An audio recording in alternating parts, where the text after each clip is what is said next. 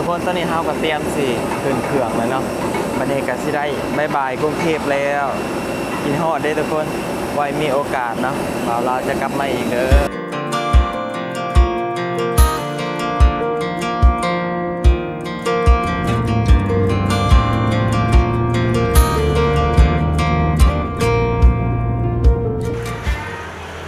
ฉันได้จับเงินล้านแล้ว1 2 3 4 5 6 7 8 9 10 11 12 13กลับไปเป็นล้าน3 แสน50 60 66,000ไปทุกคนตอนนี้ครับสนามบินดอนเมืองแล้ว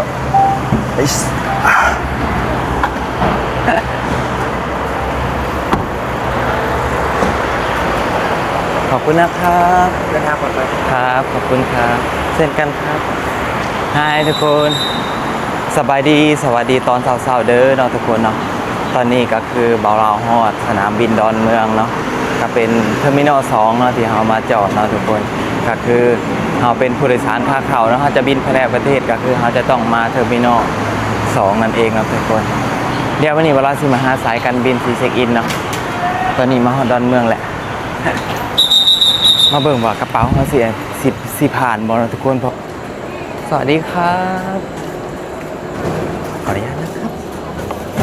หลุดทุกคนเข้ามาหลุดครับเดินทางไปไหนคะ สักคนนะครับ เดี๋ยวขอบัตรประชาชนก่อนนะคะ โอเคครับผม แรกด้านในค่ะ ขออนุญาตนะครับ บ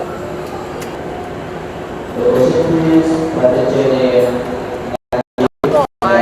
ที่นครพนมกับสกลนคร เป็นสกลครับ เดินทางสกลนครนะคะ ตัวมี2 ใบเลยใช่ไหมครับ ใช่เหมือนจองตั๋วที่นครพนมด้วยอ่ะ อ๋อครับ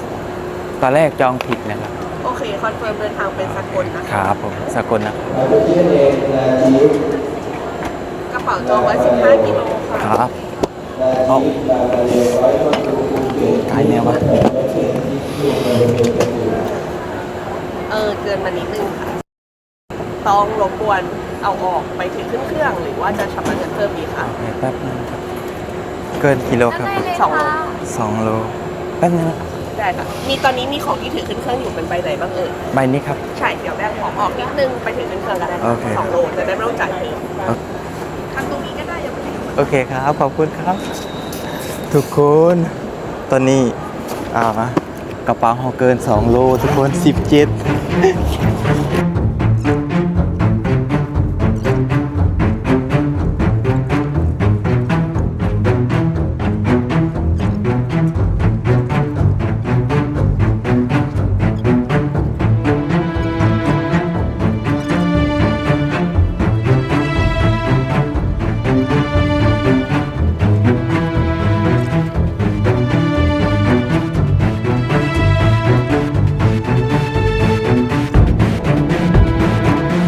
ทุกคนก็คือตอนนี้นะเครื่องเรามันหนักเนาะมันกายอยู่2 โล15 16 17 โลนะเราก็เลยจะเป็นจกออกมาใส่ถุงนี้บู้ว่ามันสิได้บ่เนาะเราจกออกมาลายเติบเลยถ้าว่ามันยังใส่บ่ได้เราก็จะปล่อยเนาะเราก็จะจ่ายเงินเพิ่มเอาเนาะหลังจากที่เราเซ็ตกระเป๋าอย่างเรียบร้อยเนาะทุกคนเกรดคอยโคตรไกลเลยนะเกรด83ไหมคอยต้องย่างใกล้สุดเลยทุกคน83 81คอยย่างที่โคตรไกลเองทุกคนในเชื่อเฮากับมาเห็นของเฮาเป็นของเฮาเป็น83นะต้องเรียกว่าขึ้นหรือลงแล้วแบบนี้ ไป13 องศาทุกคนตอนนี้เราก็ได้มาฮอดเกตของเราเลยนะก็คือเราจังต้องรอถ่านะโมงตอนนี้เรามารอถ่าพอเขาออก8 โมงค่อนข้างที่จะมาก่อนเวลาแบบหลายเลยแหละเนี่ยอันนี้จะเป็นจอนะทุกคนแสดงเที่ยวบินของเรานั่นเองเนาะก็คือของข่อยก็จะไปสกลนคร3510จะเป็นตัวนี้3510 คนตอนนี้เฮาก็เตรียมสิขึ้นเครื่องแล้วเนาะวันนี้ก็สิได้บ๊ายบายกรุงเทพแล้วกินฮอดเด้อทุกคนไว้มีโอกาสเนาะบ่าวลาวจะกลับมาอีกเด้อ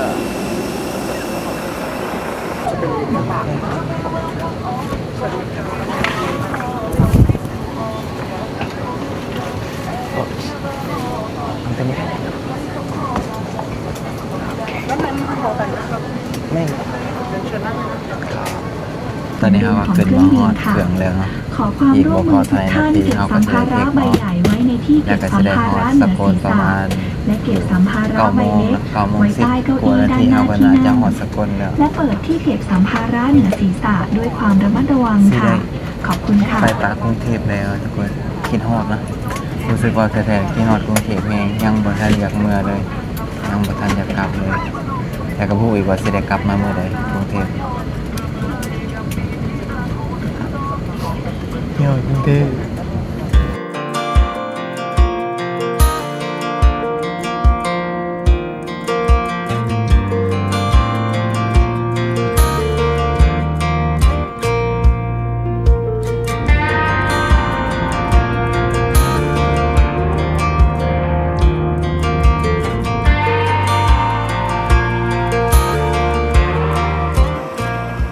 มาถึงสกลนครแล้ว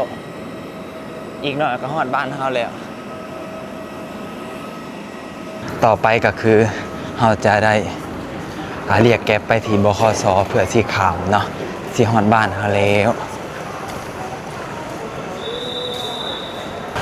ค่าโดยสารเฮาเท่าไหร่89 บาททุกคนหาบขสบูเฮาสิทานรถเที่ยวสุดท้ายบ่ตามที่เฮาเสกเบิ่งเนาะว่ามันจะมีรถที่จะไปมุกดาหารนะมันจะมีรถตู้นะปกตินี่ครับมาแล้วทุกคนรถสวัสดีครับอันนี้บขสครับผมบขสนะครับพี่โอเคขอบคุณครับ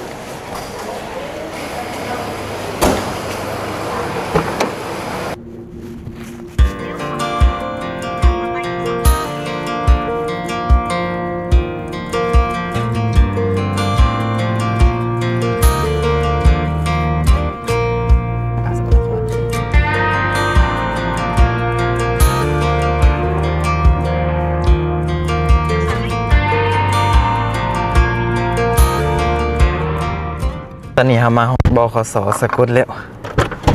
ไอ้ไอ้ไกลอ๋อนาพังกรสว่าง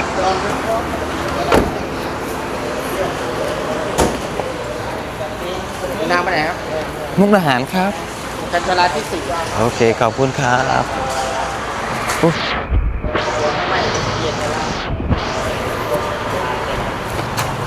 แต่นางเงินดูว่าของกินจะแหมทุกคนตอนนี้เราฮอดบขสสกลนครแล้ว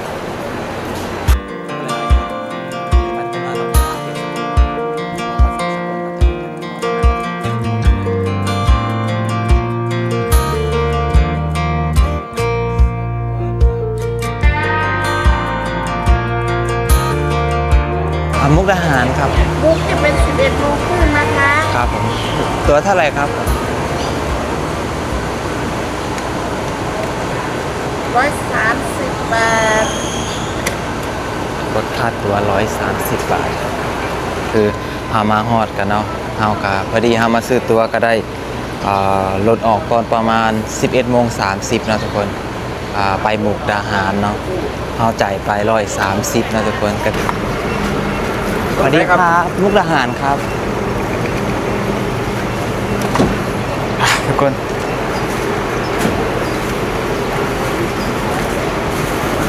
ได้บอดขึ้นรถแล้วสิได้ฮอดบ้านเขาแล้วบัดนี้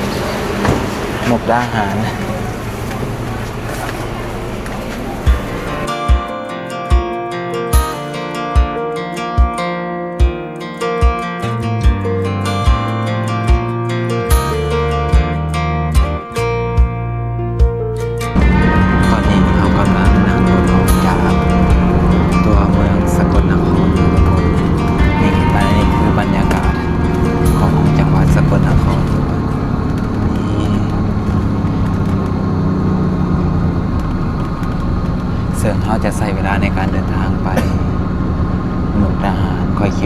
จะประมาณ1 ชั่วโมงกว่าๆเนาะเพราะว่าระยะทางมันแต่สกลหามุกดาหารสิอยู่ประมาณเกือบ100 กิโลเนาะ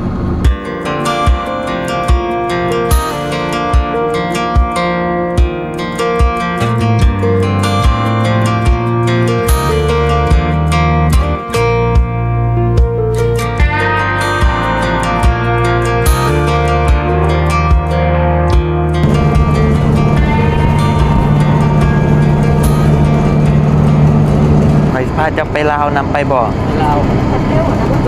ไปบ่ไปลาวไปเที่ยวลาวไปเที่ยวลาวไปบ่ไปลงไหนครับจะไปลงอำนาจครับอำนาจ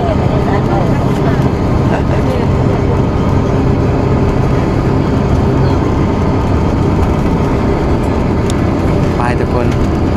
ตอนนี้เฮาก็จักบ่ฮู้ว่าเฮาฮอดไสเนาะแต่ว่าขอใช้ทุกคนเบิ่ง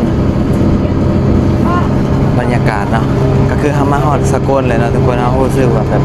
มันสิได้ฟีลแบบบ้านเฮาเนาะมีทงไห่ทงหน้าอีหยัง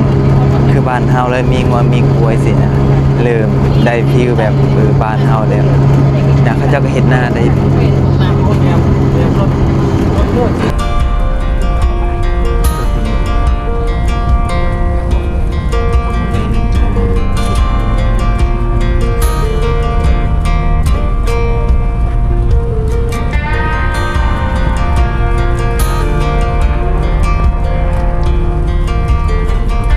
ตอนนี้เขาก็ฮอดด่านมุกดาหารแล้ว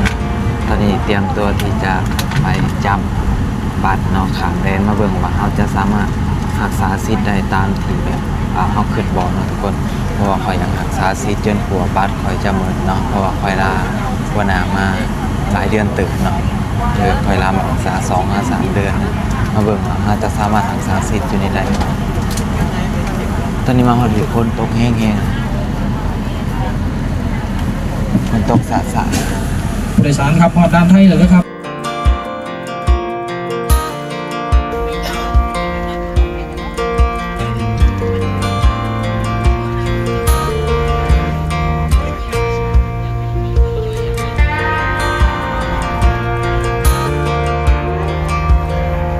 ฮอดแล้วสวรรณเขตนี่นะเบิ่งถนนหนทางมันก็ดีแต่ใดผู้ย่างไปเฮ็ดแตะแลดสิเนาะอย่าปากสาวเมียนมาเลยคนนี่ใช่อ๋อ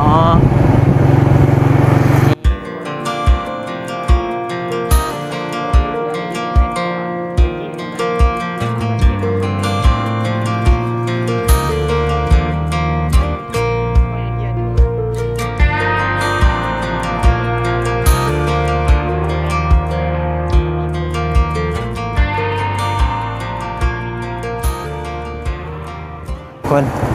เขาสิมาแลกเงินบอกที่เขาเคยมาแลกอยู่ตอนหน้าตลาดหลัก8คือจะเขาใช้ยังสื่อปิด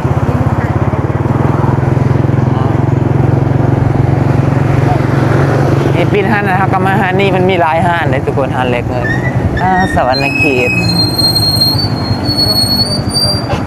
อะไรปกติถ่ายครับ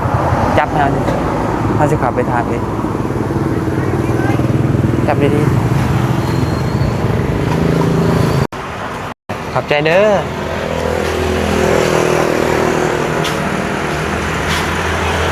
ฉันได้จับเงินล้านแล้วเมื่อฉัน683,100เขาเลข2,000 1 2 3 4 5 6 7 8 9 10 11 12 13กับเป็นล้าน350,60,66,000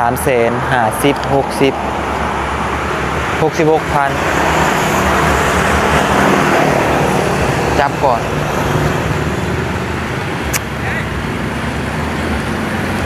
ไปทุกคนตอนนี้เราก็แลกเงินแล้วเลยเนาะไปตอนนี้เรามาแลกเงินแล้วเนาะก็คือเรทเงินมื้อนี้ก็คือ1,100 ต่อ 683,000 กีบนะทุกคนเราก็เลยมาแลกพอได้ใช้นะทุกคนบ บ่เห็นพอได้ใช้เลขซัมมี่ฮัมมี่ซัมนี่ นี่ทุกคนบรรยากาศตะเลงลักเบดเอื้อยพาขี่รถมาคอยนะบ่เป็นขับรถจักรเลย เป็นแต่ถีบรถถีบไปเบิ่งซื้อซิมว่ามันสิเท่าไหร่ว่า6,683,000คันแรกเลขอยู่นอกจังหวัดหลายๆคนเลทแต่เลทมันก็บ่คือกันเนาะแต่ละห้างเนาะแต่ละคน